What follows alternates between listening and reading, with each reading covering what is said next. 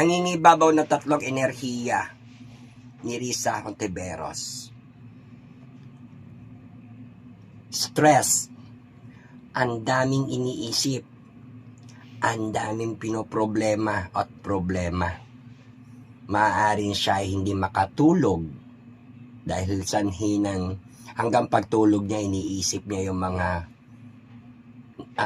pangyayari o nangyayari sa background niya or sa issue niya. Ayan.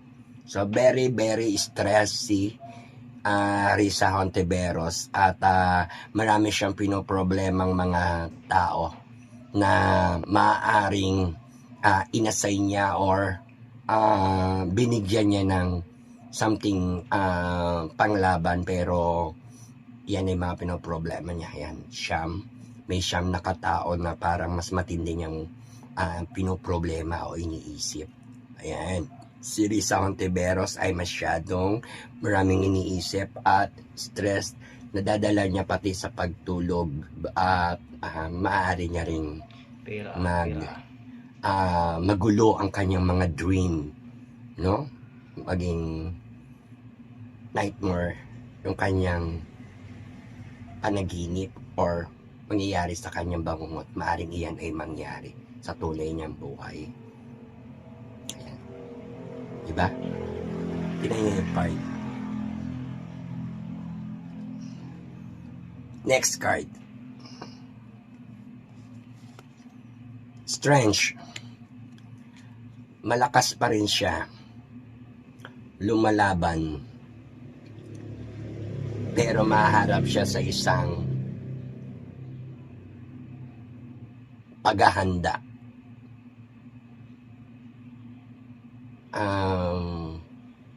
Para iharap o harapin ang mga responsibilidad or obligasyon. Maaring meron din sa kanyang mga nagsasabi or nag-a-advise, no? Kaya strong, malakas pa rin, pero maaaring ito ay maging malakas pa rin at maging kabaligtaran, mahina, manghihina. Kasi pag naubos yung lakas niya at magkaroon siya ng responsibilidad o obligasyon or pananagutan din, ay haharapin niya ng buong lakas.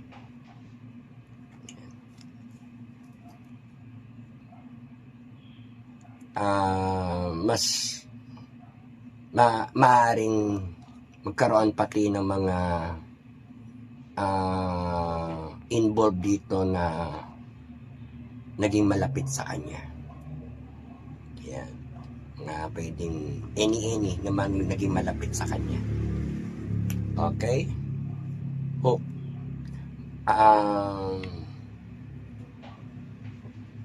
Gusto niya pa rin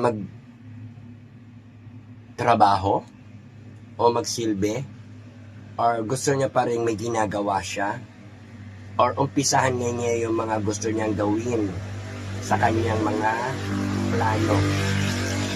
Kaya maaga niyang inuumpisahan at gusto niyang matapos yung mga plano niya. 7. And this is the 7 card for Risa Hontiveros. Ang 7 card na nangyari, kasalukuyang hinaharap, at ang paparating. So may mga nararamdaman ako sa tarot card ni Risa Hontiveros. Ito ay tungkol sa pwesto o kalagayan ni Risa Hontiveros. Parang gusto niya maging blessed of Jesus, pero nangyayari as blessed of Jude, no? Ibig sabihin, may hirapan siyang umupo sa trono kasi parang ito yung issue tungkol sa trono o kalagayan niya rin. At maaari siyang maatang sa maraming files o kaya transparency record, or tinatawag natin na makapal na libro para i-record or magkaroon ng transparency o list, no? Marami at siya ay hahawak ng makapal na libro or makapal na files. I don't know kung ano ibig sabihin nito, pero ito ay umaaura sa kanya at siya ay mahihirapan at hindi magiging komportable sa kalagayan niya ngayon sa pwesto dahil siya ay maatangan ng trabaho o tatrabahin o gagawin o mga harapin. Ayan. Kita nyo? Alam niya rin sa sarili niya na may hirapan siyang kunin yung pwesto na ito, yung upuan niyang pinakamataas na imperatrice o kaya high prioress. Ayan.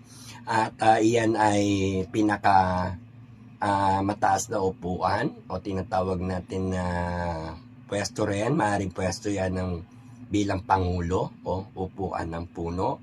Ayan. Ng hari at reyna. Ayan. O reyna.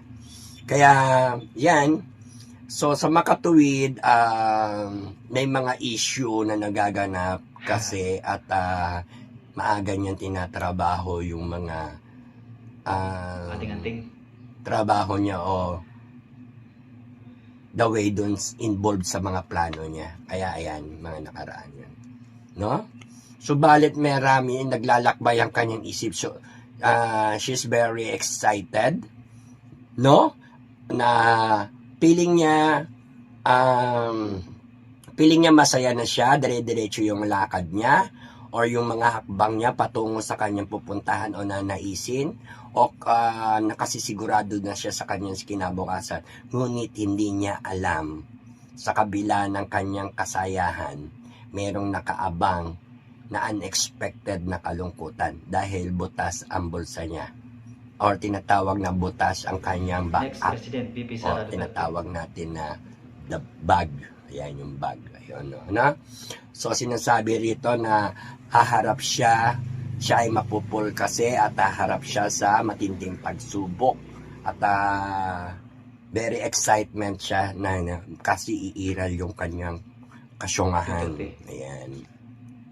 Duterte. Kasi umiral yung kanyang kasyungahan, very excited sa paglalakbay, parang dinadaanan niya lang yung mga pagsubok niya na happy lang siya, okay lang siya, ang akala niya sa sarili niya, okay na siya. Pero dito pala ay may nakaabang na po siya ay maaaring tamaan o manakawan ng isang bagay na pwedeng mawala sa kanya or tinatawag din natin pwedeng mawala sa kanya yung kanyang trabaho, pwesto or hindi magiging maganda yung kanyang maging kalagayan kapag pinagpatuloy niya tong kasyungahan niya sa kanyang pagharap sa mga pagsubok na dinadaanan niya sa buhay. Okay, the sun. Hindi ko rin alam kung sino to na magbibigay ng pagsikat sa kanya. Ito siguro yung tinatawag na anak ng Diyos, no? Ayan. So, ayan, may anak ng Diyos na sikat. Tapos, swerte. At ito ang magiging dahilan o reason din ng kanyang pagsikat ni Risa Hontiveros at kanya rin paglubog. Ayan. So, ayan, kailangan ni Risa maghanda ni Risa Hontiveros na magkaroon ng malakas na pakiramdam dahil hindi niya alam kung sino-sino ngayon ang kanyang mga kalaban dahil siya ay maharap sa mga papaligid sa kanya or tinatawag natin na maaring siya ay maharap sa mga kalaban niya ngayon, no? Kasi siya ay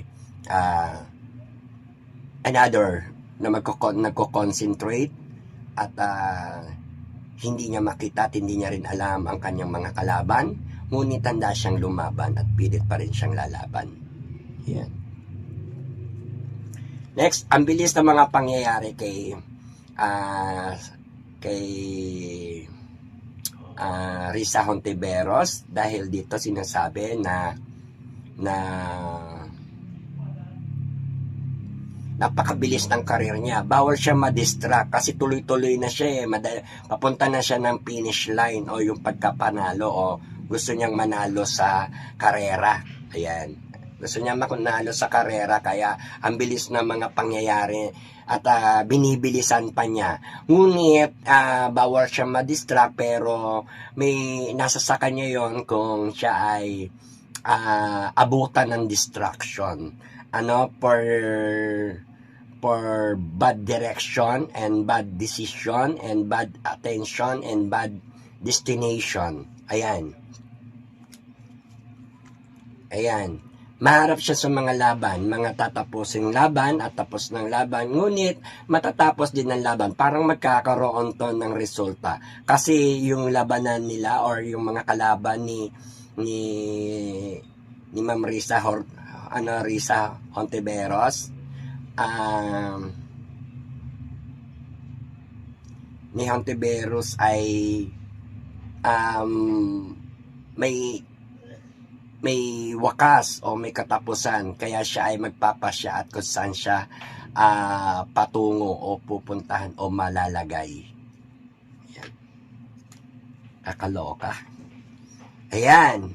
Mag-change object yung mga mindset ni Ma'am Risa Hontiveros dahil sobrang dami at lutang ang kanyang pag-iisip, ang dami kalawakan, sobrang lawak ng kanyang iniisip at ini-imagine at marami siyang mga gustong gawin plano at gusto niyang mabago ang kanyang mga kinalalagyan o kalagayan. Kaya gusto niya mabago ang kanyang kalagayan.